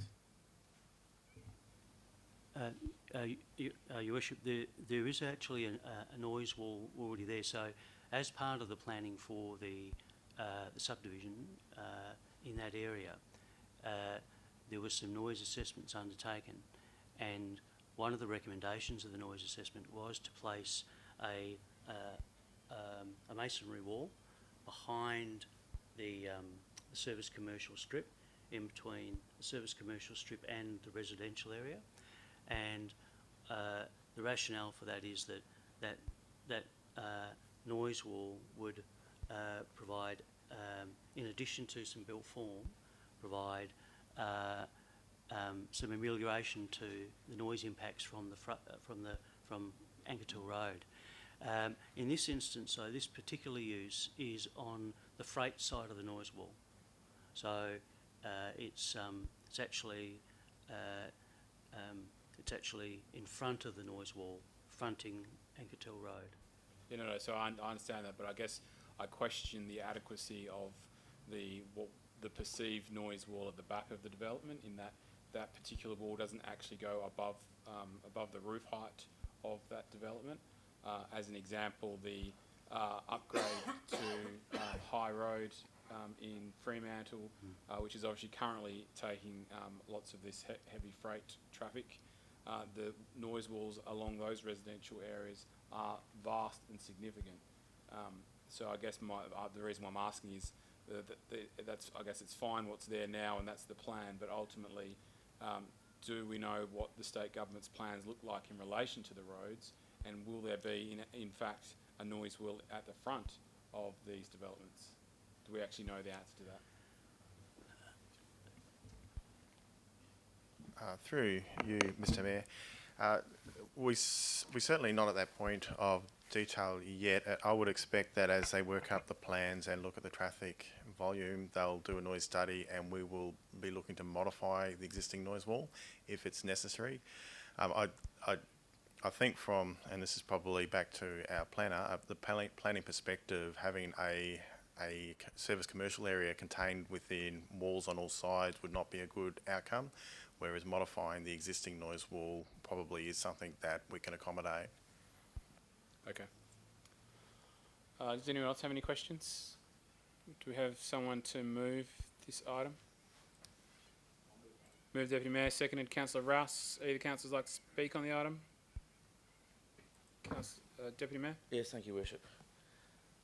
Taking into account the extensive due diligence and accountability around compliance with planning that Mr. Nielsen and his team have done, it's a very comprehensive report, and also taking into account Mr. Femiano's points for clarification.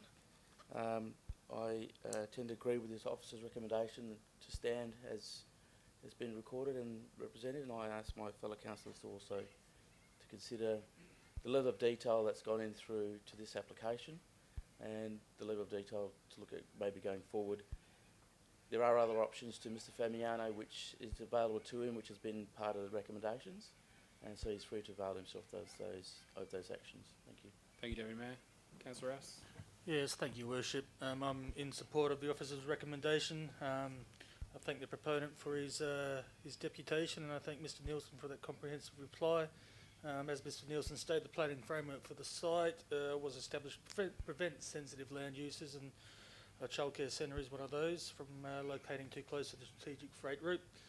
While the roads referred to in the written deputation by the proponent, once completed, Anketel Road will be a whole different kettle of fish, and so we should use our discretion in this case and not allow a sensitive land use in this location. So I support the officer's recommendation. Thank you, Councillor Rouse. Anyone like to speak against the motion?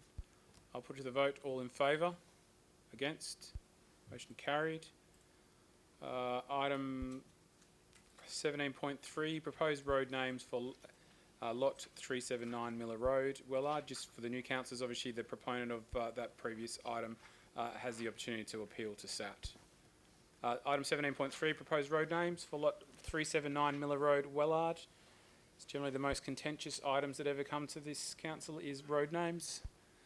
Do councillors have any questions in relation to the road names? Does anyone want to move something from the proposed names onto the alternative names, or vice versa?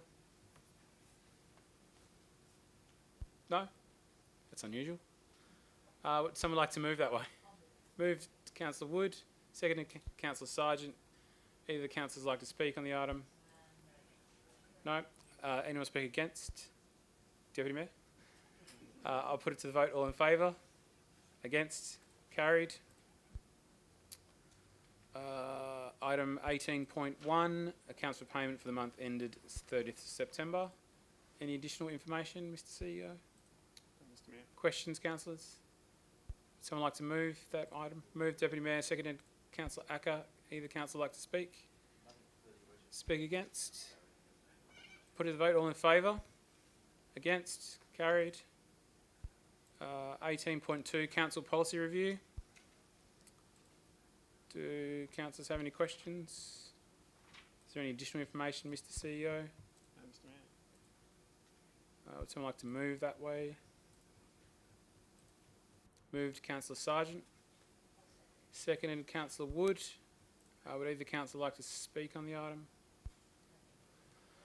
I'll put it to the vote. All in favour? Oh, sorry. Sorry, you would like to speak on the item? Yeah, just going forwards when you're editing a policy, is there any chance we could get a different colour so we know what's actually been changed in a policy going forwards? That is generally the case. Well, mine didn't look edited. Okay, thank you.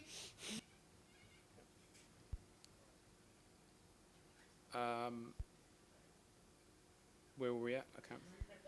Everyone's moved it. Anyone speak against? No. I'll put it to the vote. All in favour? Against? Carried.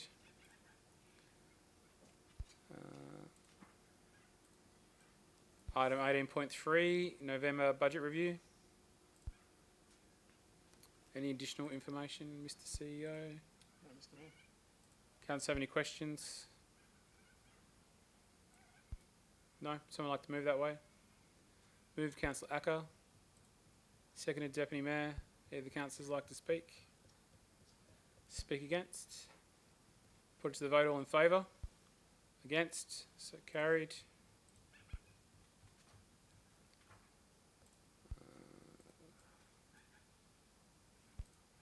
Item 18.4, Quarterly Performance Report.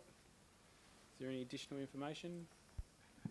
Thank you, Mr. Mayor. Just additional information is that this is our first quarterly report under the new format, linking through to our sustainability framework, and also changes to the layout to hopefully make it more readable to you. So Alicia, and I can never remember her surname now because she's changed. Alicia has done a fantastic job on it, Mr. Mayor. Thank you, Mr. CEO. Council have any questions? Someone like to move that way? Move, Deputy Mayor. Seconded Councillor Brown. Would either councillors like to speak? No.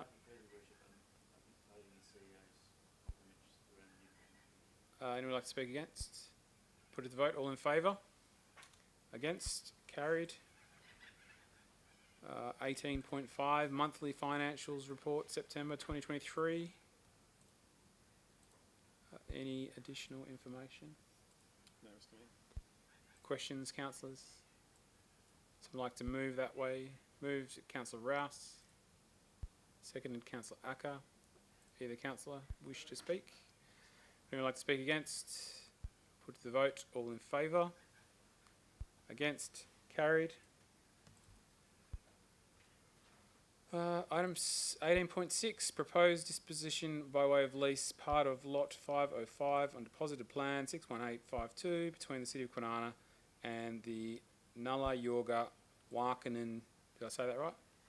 Close. Aboriginal Corporation. Any additional information? No? Council have any questions? No? Someone like to move that way? Move, Deputy Mayor. Seconded Councillor Sargent.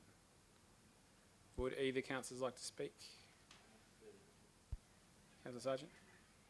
Anyone would like to speak against? I'll put it to the vote. All in favour? Against? Carried. It's good that we finally found a home for this organisation. 18.7, 2024 Ordinary Council and Audit and Risk Committee meeting dates. Does anyone have any issues with the dates? No one's birthday falls on a council meeting. Councillor Sargent. It's okay, but my birthday is the 24th of April. Thank you. We accept cakes.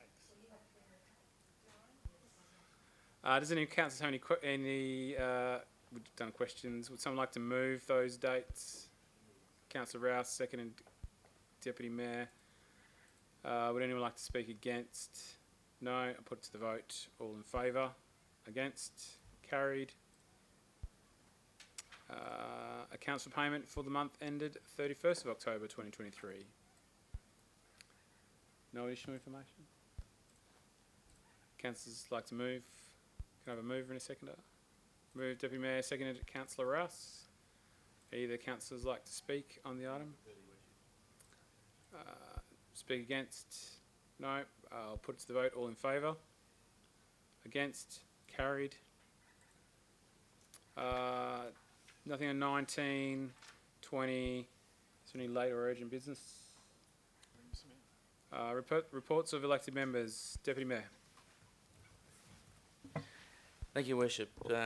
Just like to make it a note that's with the new election of the new representatives for the Office of Council, we've had a busy couple of weeks. So on the 9th, I attended the Southwest Metropolitan Environment Forum at the Walyalup Court in Fremantle. The same day we attended the end of year celebration and dedication for the service and the nomination of the honorary freeman of our former Mayor Carol Adams, with fellow councillors as well. It was a wonderful evening. Also like to note that on Saturday 11th for Remembrance Day, I personally laid a wreath at the State War Memorial to remember fallen Australian soldiers and represent Aboriginal soldiers in active service currently, and those that have passed and didn't come back home. Extended for the respect for their families and their loved ones, just lest we forget all those that served for our freedom that we have today. On Monday the 13th, we convened the Bullamara. I co-chaired that meeting, and we're looking at pending changes for the terms of reference with the new councillors coming on board with committees. Also attended with yourself, Mr Mayor, the Cooling Arts Centre with the launch of Seniors Week with the Savvy Seniors and the other cohort of seniors that were there on the day.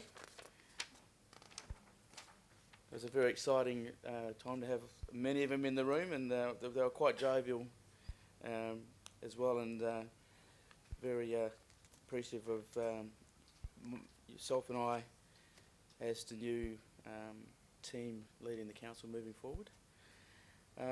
Citizenship ceremony on the 14th. I attended with yourself, Councillor Rouse, Councillor Wood and Councillor Brown. There was a large contingent at that event, and it was an opportunity for myself to undertake new roles and responsibilities around the coordination of the event. It was a long one. I think there was about 83 new citizens at that event. On the 16th in the evening, I attended the Clontarf Academy Awards dinner for Gilmore College for the 72 students that they've got registered in that program. In particular, there were 8 Year 12 graduates for this year. One of them was accepted directly into university. 2 of them were on a university pathway. One was successful, was an apprenticeship through their job placement employment program with CSB, which is a good outcome for those students. Monday the 20th, there was an opportunity to celebrate with the community the Medina Aboriginal Cultural Centre, celebrating 50 years. We started in 1969 in a shed in Medina, from where they moved into a church and then into Lewisham Way, where they formed the committee. They were granted funding and moved into the house where they ended up in Peak Way, and finally at their final location in Lewisham Way in Medina. The event started off with a long table lunch and an opening ceremony, and I represented yourself and the council at that event. That also got subsequent events that were held during the week. There was a photo board and historical images and exhibition at the Cooling Arts Centre for the rest of this week from 10:30 till 1 p.m. And we've also got a community arts projects and markets on the Thursday, the 23rd of November, from 2 till 5 p.m. And there's market stalls at the MAC where there are Aboriginal artists and creative artists as well, from 5 p.m. till 7:30 with a soup dinner. I personally would like to acknowledge all those that contributed to the MAC over the time that it's been operating.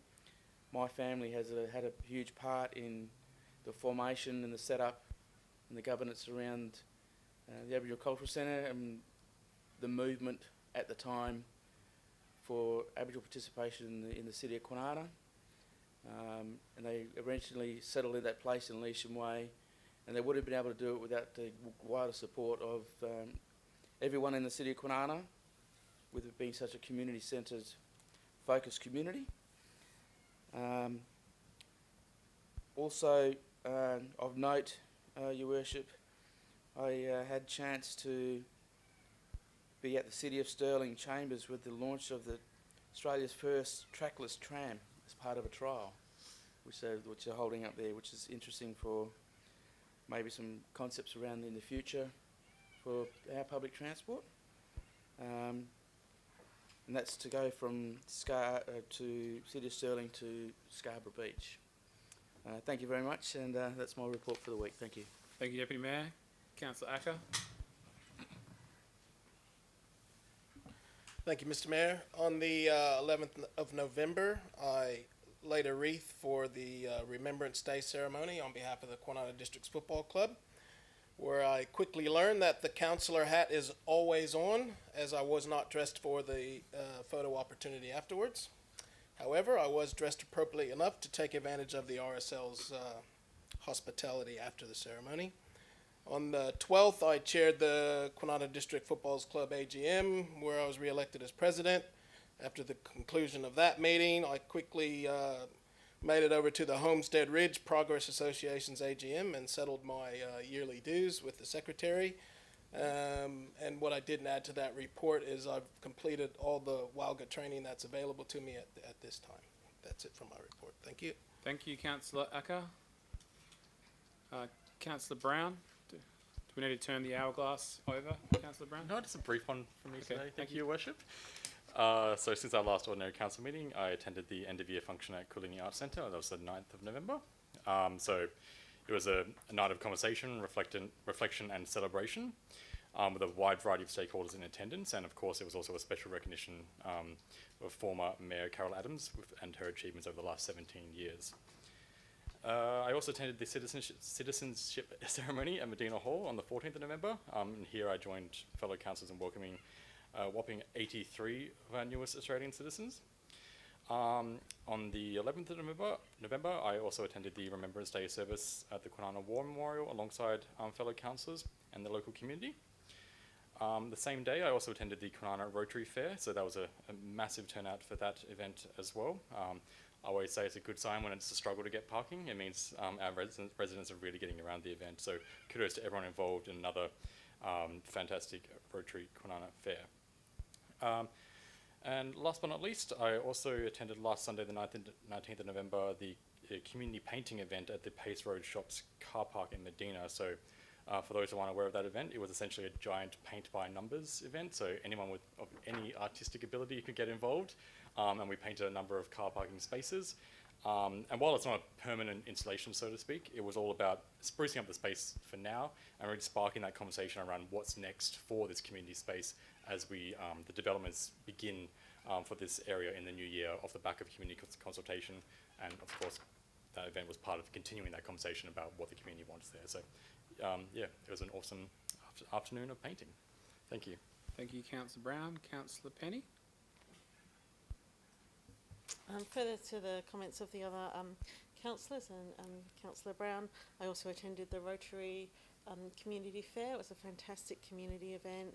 Again, there was just such a huge buzz on the Oval. It was great to see that space so full. It reminded me of the heyday of the old Kwinana Festival, and yeah, it was great to sort of see that event back in the calendar again.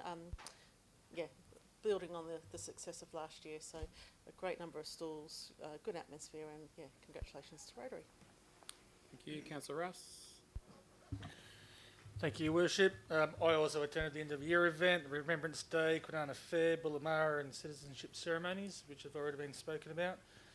What I would like to say is I'd like to recognise, I'll probably steal your thunder here, Mr Mayor, but this is more personal, our outgoing Manager of Planning and Development, Mr Paul Nielsen. You are one of the nicest and kindest men I've ever met, mate. You're a true gentleman. Okay, and obviously I applaud you on the 17 years of service to the city, and I've really enjoyed working alongside you for the last 6 years.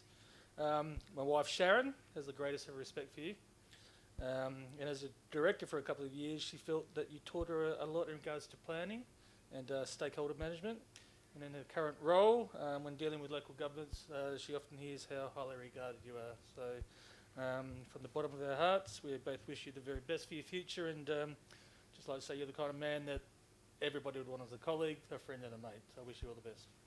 So, and finally, on the Friday the 17th November, I attended the Planning Institute of Australia WA Planning Excellence Awards. The City of Kwinana and REC received the Stakeholder Engagement Award for the Willard Village 7-Day Makeover Project. This award recognising the innovative and collaborative approach taken by the City of Kwinana in partnership with REC and facilitated by David Enwich to inspire the local community to collectively reimagine and revitalise the Willard Village Neighbourhood Centre. The project demonstrates how local residents can be empowered to transform their neighbourhood using a dynamic, fast-paced, enjoyable and action-oriented approach, engaging people of all walks of life to get involved and make significant changes to an area. It also has provided a catalyst for Kwinana to build strong and enduring relationships with its community. Significantly, the 7-Day Makeover project has fostered intergenerational connections with a sense of shared ownership and identity in the Willard Village Neighbourhood Centre. I'd personally like to thank Elise Brewis and Jenny Marsland from the City of Kwinana, and Ben, Anita and Cass from the REC for their amazing work in making the stakeholder engagement so strong that is recognised at this level. These are the awards that were presented. I was lucky enough to get up on stage, and I'd like to present these to you, Mr Mayor, if I can. I don't know where they're going to be located, but I think you'll have to fight the lease off to maintain them. Oh, it's heavy as now. There you go. Thank you. There you've got to do like I did and hold it above your head up on stage. And that concludes my report. Councillor Sargent. Thank you, Mayor Feasey.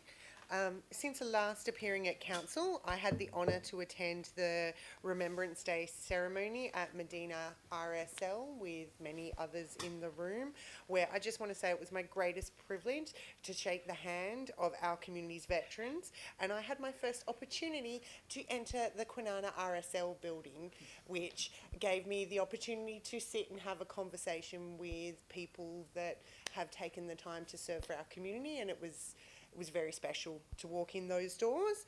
I also had the fantastic opportunity to attend the Rotary Community Fair.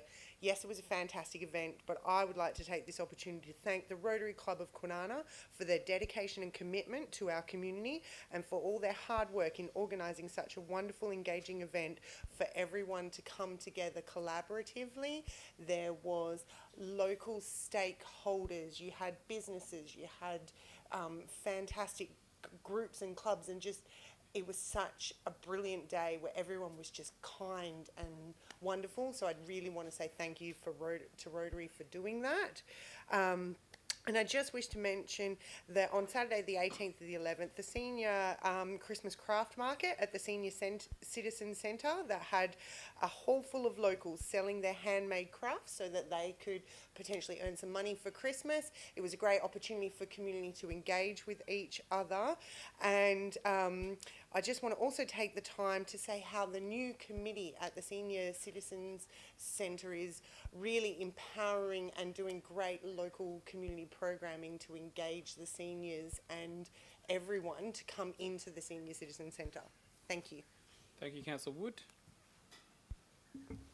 I've performed all those duties required of me. I also attended the Remembrance Day held at the War Memorial in Medina. Along with Deputy Winmar, I attended the South West Corridor Foundation meeting, where a lecture on the serious effects of popular rat baits on populations of owls and predator birds was given. Any owl or predator bird eating a baited rodent, or for that matter any insect which has eaten some of the baited rodent, will die. Snap traps are the quickest and most humane option for killing rodents. If rat bait must be used, then the rat bait labelled natural rat bait should be selected. It takes approximately 3 days to kill, but dilutes somewhat before the rodent dies, thus making it slightly less toxic for any birds eating that rodent. All rat baits cause agonising death. There was also a lecture on the problem of silting, the cumulative effects of silting in both regional and metropolitan areas caused by uncovered mounds of sand, runoff from gardens and driveways, building blocks and poorly designed drains cause many problems. There needs to be more education and awareness of this problem in our communities. These poor practices have detrimental effects on our environment. I also attended a citizens' ceremony held at Medina Hall where 83 people were sworn in as new Australian citizens. It was amazing how many countries these new citizens originally came from. It's always a joyous occasion and I'm honoured to be part of these important events. Another meeting that I attended was the Citizens Consultation Network at Alcoa. A new method of loading alumina onto ships without any dust emanating from the loader is having a feasibility test to see if the structures already in place on the jetty can hold the weight of the new loader. Also, at their annual beach clean-up day, 23 Alcoa volunteers collected 110 kilograms of rubbish from the beach. They sorted and recorded the rubbish. They then reported their results to Perth NRM, who in turn took the information back to the state government. This information helps the state government to form environmental policies. The long-term residue management strategy has been endorsed by the Minister of State Development. I have a hard copy to pass on to our environmental team. We were also informed that Alcoa now has a new CEO. His name is Bill Oplinger. Finally, it was with feelings of sadness that I am saying goodbye to our Manager of Planning, Mr. Paul Nielsen. He's always been happy to explain and to answer any questions put to him by councillors. I'm sure that his friendly and helpful attitude, plus his vast knowledge of planning issues, have all been gratefully appreciated. I would like to say thank you, Paul, for all the kind assistance that you have given to me over the years. I will miss you. I wish you fulfilment and happiness in all and any of your future endeavours. Thank you, Councillor Wood. Mayoral announcements, I think that's next, or last.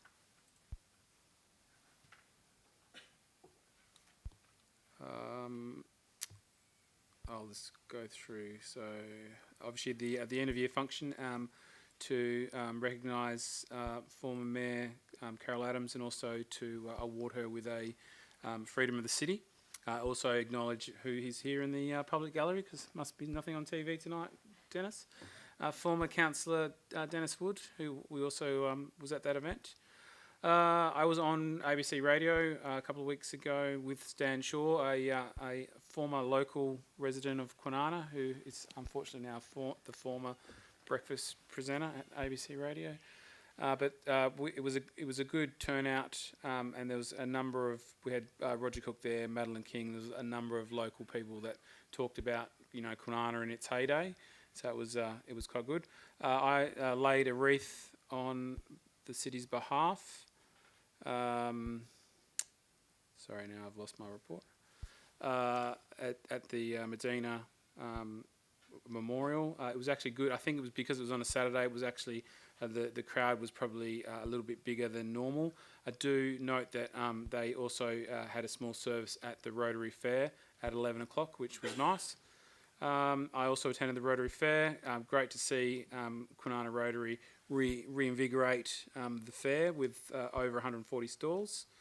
As the Deputy Mayor alluded to, we launched Seniors Week at an event which was presented by the Savvy Seniors. I was also interviewed for Channel 7 talking about the impact that AUKUS will have on the housing in the region. We obviously welcomed 82 new citizens. I attended the City of Coburn civic function welcoming their new councillors. Today with the CEO and the director of the formerly known as Perth Southwest Group, whose name I forget, Warwick, we met with Rear Admiral Buckley to talk about, to have an update on AUKUS. So there's some interesting things to come. We believe there'll be some announcements in relation to AUKUS in the new year, in the first quarter of next year. I think that is about all. I am attending a some sort of briefing with the Deputy Premier on Thursday of next week, where we believe there'll be some sort of announcement in relation to Westport. I think that is about all. And also, just lastly, I'd also like to acknowledge Mr. Nielsen for all his years of service here at the city. And before I close the meeting, I will give you the opportunity. Do you have any other items you'd like to add, Mr. Nielsen? Based on that response, I will declare the meeting closed at 7:35.